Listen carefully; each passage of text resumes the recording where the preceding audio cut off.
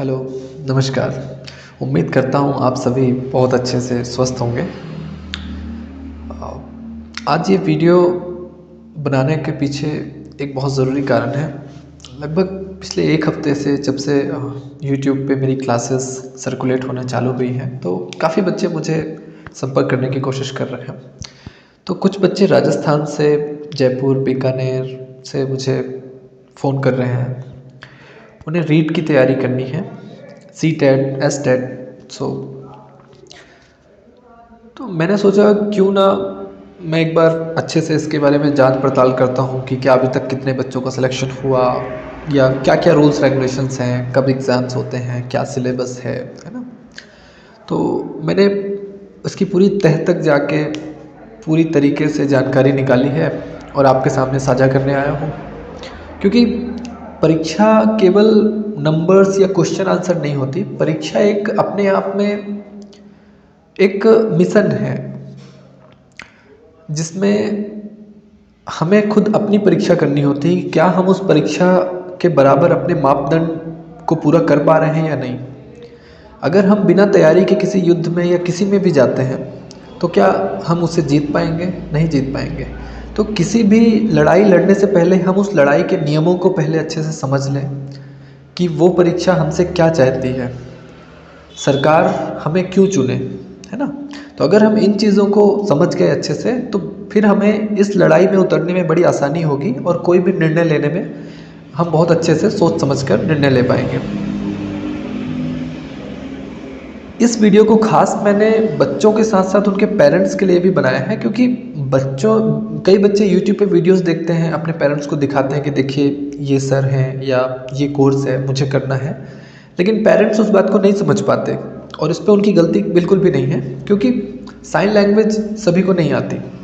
तो इस पे मैं अपनी वॉइस भी रिकॉर्ड करूँगा, ताकि पेरेंट्स भी इस बात को अच्छे से समझ पाएँ कि मैं इस वीडियो में क्या बात करने जा रहा हूँ। और हम इधर उधर की वीडियोस शो नहीं करेंगे।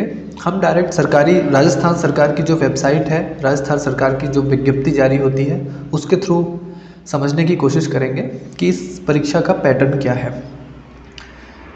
आइए इस पहले नोटिफिकेशन से शुरू करते हैं। 2024 12 मतलब दिसंबर की बात कर रहे हैं। 12 दिसंबर 2024 को सरकार ने विज्ञप्ति जारी की, और लगभग 16/12/2024 मतलब 16 दिसंबर 2024 से आवेदन लेने चालू हुए, और लगभग 1 महीने का समय था। 15 जनवरी के आसपास आवेदन की तिथि समाप्त थी। कई परीक्षाओं में ऐसा होता है कि हमें तैयारी का समय नहीं मिलता, लेकिन इस परीक्षा में एक बहुत अच्छी बात जो मैंने देखी वो ये है कि आपको लगभग 12 से 14 महीने का समय मिल रहा है प्रिपरेशन करने के लिए। और कोई भी प्रिपरेशन 2 या 3 महीने में नहीं हो सकती, ये सबको पता है।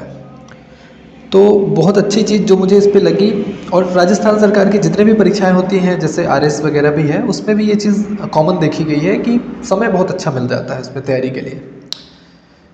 तो आप सभी के लिए बहुत अच्छा मौका है कि अचानक से परीक्षा नहीं हो रही है। आपको 1 साल, 1.5 साल पहले एक डेट दे दी गई है कि आज से 14 महीने या 15 महीने के बाद आपका परीक्षा है। तो आप एक अपना रूटीन तय कर सकते हैं कि मुझे पढ़ना है, कितने घंटे रोज़ाना पढ़नी, कौन सी क्लास, किस वीडियोस को देखने हैं, कौन से न्यूज़पेपर फॉलो करना। तो आप एक बहुत अच्छा रोड मैप तैयार कर सकते हैं। ये चीज़ एसएससी वगैरह में बड़ा मुश्किल होता है कि आज फॉर्म भरा, कब एग्ज़ाम होगा, कब वो सुप्रीम कोर्ट में चला जाएगा जजमेंट, है ना। वो बहुत कंफ्यूजिंग है। लेकिन राजस्थान सरकार की मुझे ये चीज़ बहुत अच्छी लगती है। तो हमने ये देख लिया कि 2024 में जिन बच्चों ने फॉर्म भरा होगा, आवेदन किया होगा, उनकी परीक्षा अभी 2026 में फरवरी में है। ठीक है। और ये फ़ीस वगैरह है, तो ये तो आप देख लीजिएगा, 500-1000 रुपये जो भी सरकारी फ़ीस है वो आप देख लीजिएगा। अब हम जो सबसे ज़रूरी चीज़ है वो देखते हैं, वो है एग्ज़ाम का पैटर्न। ये चीज़ हमें क्लियर हो गई कि हमें परीक्षा में 1 साल से 1 साल 2 महीने का समय मिल जाता है, जो तैयारी के लिए बहुत है। अगर आप में से कोई भी अगर केवल एक मिशन बना के रखे कि हाँ मुझे इसी की तैयारी करनी है, तो उसके लिए पर्याप्त समय है। आइए अब हम कोर्स देखते हैं कि इसके अंदर सिलेबस क्या क्या है, जैसे कि क्या क्या सेगमेंट्स हैं।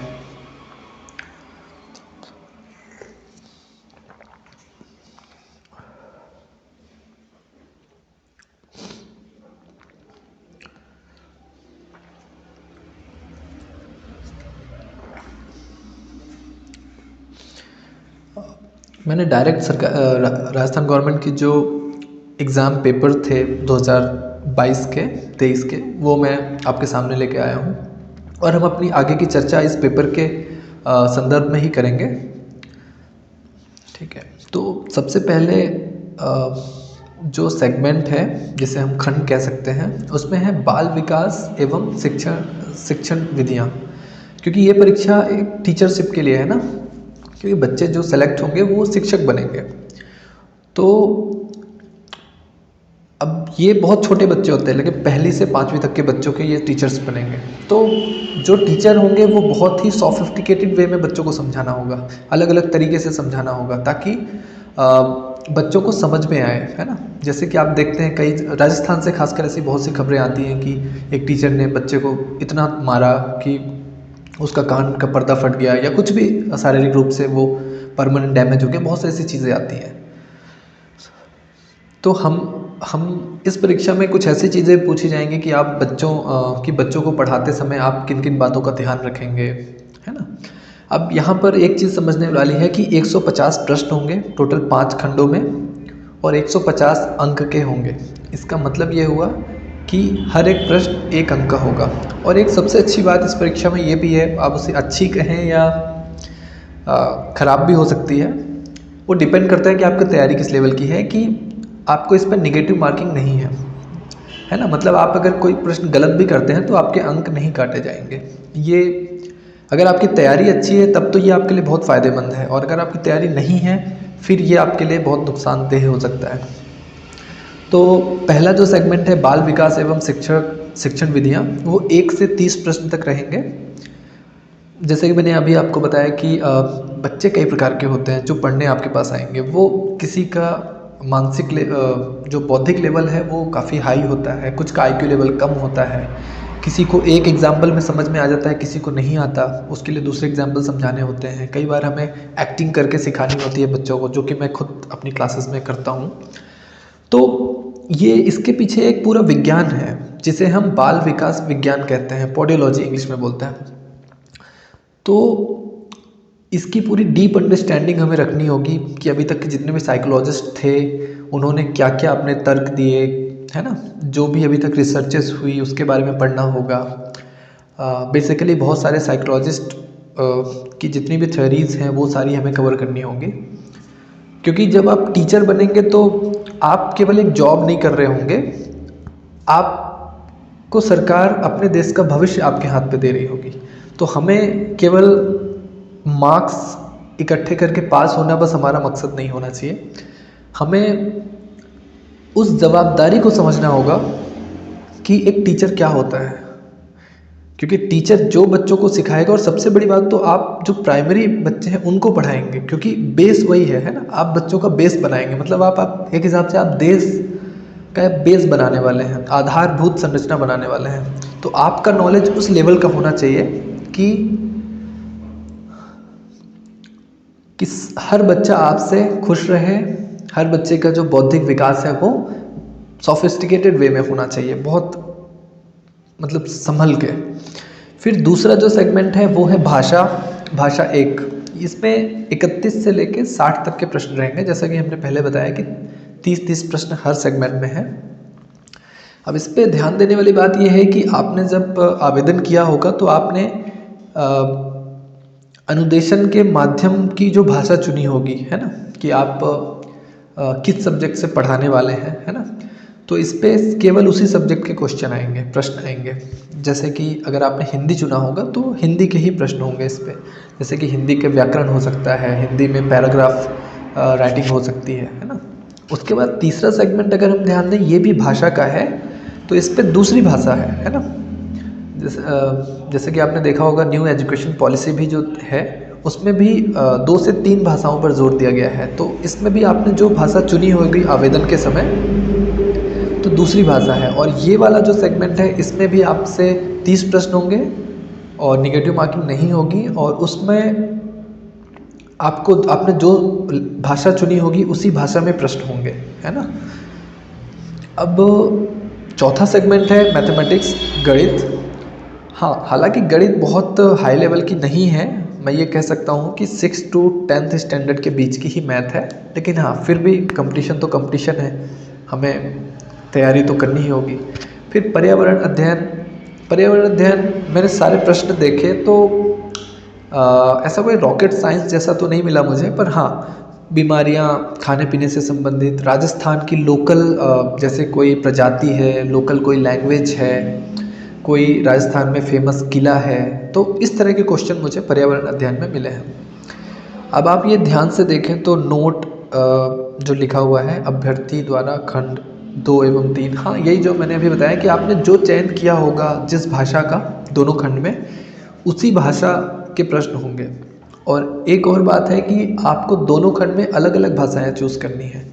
आप ऐसा नहीं कर सकते कि आपने दोनों खंड में हिंदी का चयन किया या फिर किसी एक ही भाषा दोनों खंड में आपने चयनित की है, ऐसा नहीं होगा। आपको दो भाषाओं का ज्ञान होना आवश्यक है। इसके बाद अब हम अगर थोड़ा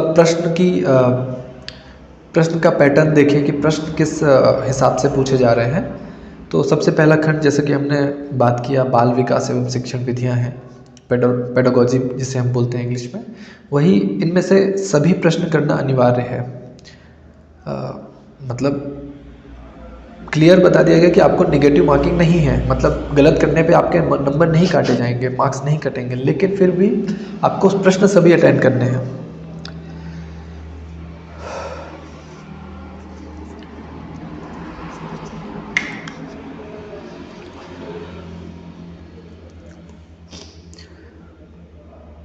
ये सभी प्रश्न आपको अभी लग रहे होंगे कि बहुत कठिन है या बहुत मुश्किल है, लेकिन जब हम डिस्कशन करेंगे तो आपको ये सभी सरल लगने लगेंगे और आपकी सीमा के बाहर नहीं होंगे।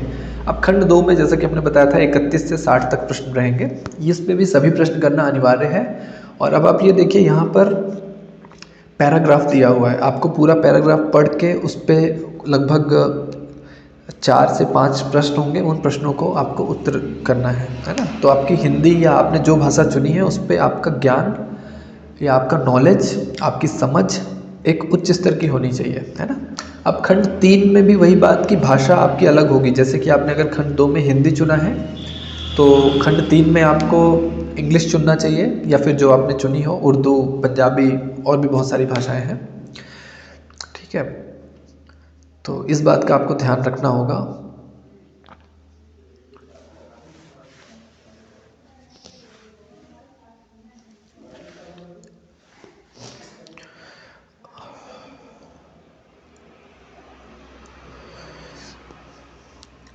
अब हम खंड 4 की ओर चलते हैं, जिसपे गणित विषय है। इसमें भी निर्देश के अनुसार 30 प्रश्न होंगे और 30 प्रश्न करना अनिवार्य है। जैसा कि मैं बता रहा था कि बहुत कठिन तो नहीं, पर हाँ बहुत सरल भी नहीं आएगी कि आप बेसिक, मतलब मैं ये कह सकता हूँ कि 70% बेसिक है, 20% मॉडरेट है और 10% मुश्किल प्रश्न मिलेंगे आपको। तो ये आपके ऊपर है कि आपको प्रश्नों का चयन कैसे करना है। अब हम खंड 5 सेक्शन 5 की बात करें, जिस पे इन्वायरमेंट स्टडीज़ है, पर्यावरण अध्ययन। जैसा कि मैंने बताया था डिसीज़ के बारे में, बीमारियों के बारे में, ये सारी चीज़ें हैं। तो अगर आप 6 to 12th या 6 to 10th तक का सिलेबस कवर करते हैं साइंस में, तो आपके इसमें से प्रश्न नहीं छूटेंगे, आप आराम से इस सेगमेंट को क्लियर कर लेंगे।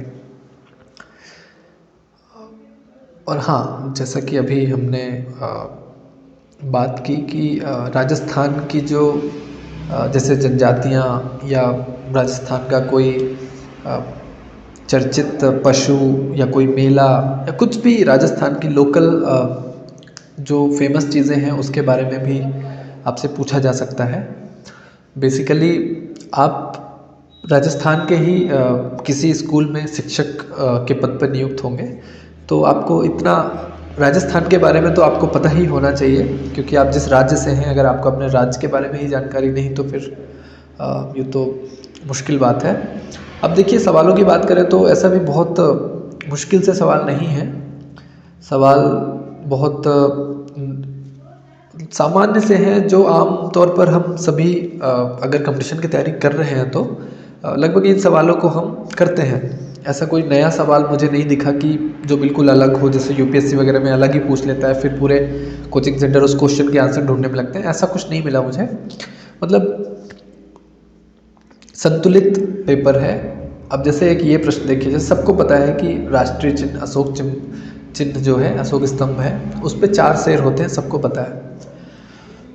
और मुझे नहीं लगता ऐसे सवाल बहुत कठिन हैं और आप ना कर पाएँ। तो मैंने कहा कि संतुलित पेपर है। ऐसा भी नहीं है कि इतना सरल है कि बिना तैयारी के निकाला जा सके, और इतना कठिन भी नहीं है कि तैयारी करके भी मुश्किल है ना। अगर आपने अच्छे से वेल मैनर्ड प्रॉपर तैयारी की है तो आपकी परीक्षा आराम से निकाल सकते हैं, है ना। अब एक रीजनिंग का मैं कहूँगा कि रीजनिंग का एक प्रश्न है, आपकी माता जी के भाई की माँ से आपका क्या रिश्ता होगा, क्या संबंध होगा। अब ये मतलब अगर हम इसे लिख के समझे तो शायद बहुत अच्छे से समझ पाएंगे, जो कि पढ़ाने का हमारा तरीका भी होता है। इसको इस तरीके से करते हैं और आंसर निकालने की कोशिश करते हैं।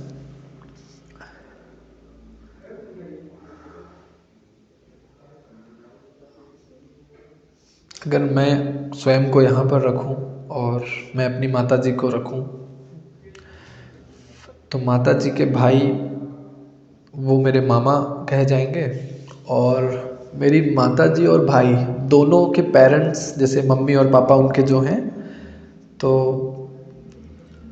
है ना, ये मैंने एक ग्राफ बना दिया। अब अगर मैं अपने को मम्मी की मम्मी के रिश्ते देखूं तो वो मेरी नानी लगेंगी, है ना। तो अगर मैं ये देखूं तो आराम से मैं आंसर निकाल पा रहा हूँ, है ना। इसमें ऐसी कोई बहुत कठिनाई नहीं है कि बहुत कठिन सा है, सामान्य प्रश्न है। अगर हम समझेंगे तो समझ लेंगे। लेकिन हाँ, सबसे बड़ी बात, सबसे बड़ा जो हमारे सामने यक्ष प्रश्न ये होता है कि हम प्रश्न को समझें कैसे, है ना। जैसे कि जो मूक बधिर बच्चे हैं, डेफ बच्चे हैं, वो प्रश्न को अगर समझ लें तो आंसर बहुत मतलब मैं कहना चाहूँ बहुत सरल हो जाएगा। लेकिन प्रश्न को समझना हमारे लिए सबसे बड़ी चुनौती होती है, और वही चुनौती हमें इस कोचिंग के माध्यम से, इस मार्गदर्शन के माध्यम से ठीक करना है, जो कि हम कर लेंगे। मोटर व्हीकल एक्ट के सेक्शन 112 से 183 के बीच में कौन सी किस गतिविधि की बात की गई है, दंड का प्रावधान है। तो अब ये प्रश्न मैं ये कहूँगा कि ये करंट अफेयर का है, जो हम डेली करंट अफेयर्स कवर करते हैं ना, ये उसका है। तो ये हम तभी कर पाएंगे ऐसे सवालों को जब हम करंट अफेयर्स डेली देखें, उनके फॉलो करें उन्हें। तो इसके लिए हमें रोज़ाना करंट अफेयर्स भी देखने होंगे। केवल सिलेबस का अगर हम ये सोचें कि साइंस, मैथ्स और पेडागोजी पढ़ के हो जाएगा तो नहीं। हाँ, होने को हो जाएगा, लेकिन हमें अपने आसपास क्या हो रहा है, सरकारें कौन सी नीतियाँ लेके आ रही हैं, और सारे एक्ट्स वगैरह भी तो पता होने चाहिए, ताकि जब हम कल को बच्चों को पढ़ाएं तो अपने आप में हम पूर्ण हो।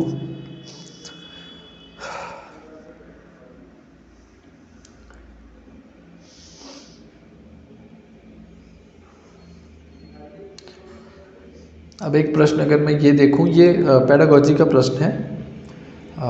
कौन सी शिक्षण सामग्री का उपयोग छात्रों की भाषा संबंधित त्रुटि सुधार में किया जाता है। अब ये प्रश्न वही बच्चा कर पाएगा जिसने पेडागोजी अच्छे से पढ़ रखी है ना। तो छात्रों की भाषा संबंधी त्रुटि सुधारने की बात की जा रही है। संग्रहालय, जैसा कि हम सब जानते हैं, संग्रहालय नहीं हो सकता, क्योंकि वहाँ पर तो चीज़ों को रखा जाता है। मानचित्र, रेखा चित्र या फोनोग्राफ, जो भी है ना, तो इसका आंसर फोनोग्राफ होगा। अब राजस्थान का राज्य पुष्प कौन सा है ना। तो आमतौर पर भारत का राज्य पुष्प तो हम सब जानते हैं, हमारा राष्ट्रीय पुष्प कमल है, लेकिन हर सभी राज्यों का भी अलग अलग होता है ना। तो अब ये आपसे मध्य प्रदेश का या तेलंगाना का या तमिलनाडु का नहीं पूछेंगे, ये मुख्यतः आपके राजस्थान का ही पूछेंगे, क्योंकि आप राजस्थान के शिक्षक बनने जा रहे हैं। तो हमारा ज़्यादा फोकस होगा राजस्थान के जो सामान्य ज्ञान है, सामान्य अध्ययन है, उस पर रहेगा।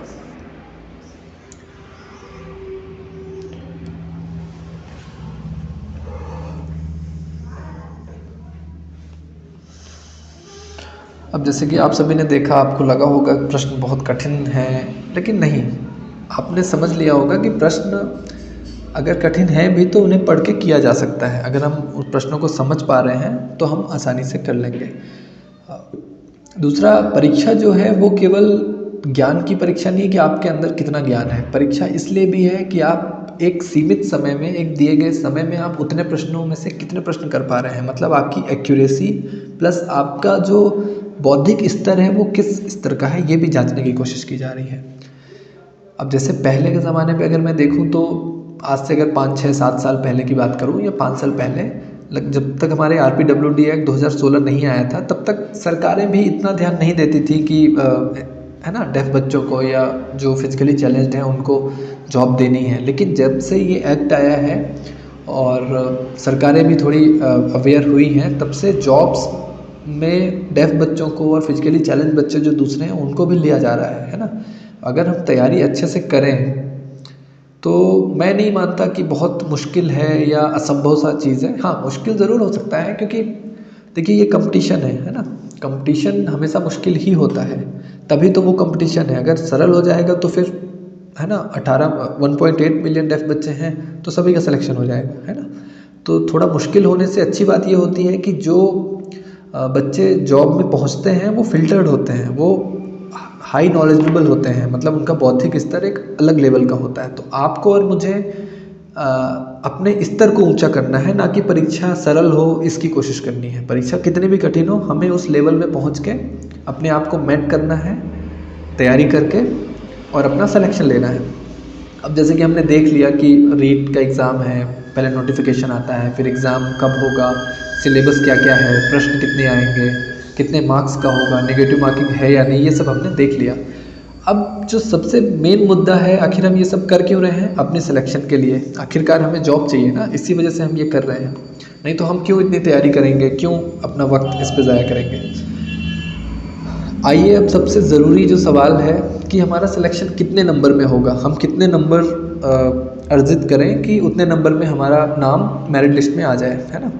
तो मैं आपको सरकारी वेबसाइट में ही दिखा देता हूँ, राजस्थान कर्मचारी चयन आयोग का। इन्होंने 2022 की, मतलब 2020 के आसपास, 2022 में जो एग्ज़ाम हुआ था उसकी जो फाइनल लिस्ट है वो आई थी 18 जून 2024 को मेरिट लिस्ट आई थी। इसका मतलब 2022 में जो परीक्षा दी थी जिन्होंने, वो अभी किसी सरकारी स्कूल में शिक्षक के पद पर बच्चों को पढ़ा रहे हैं, है ना।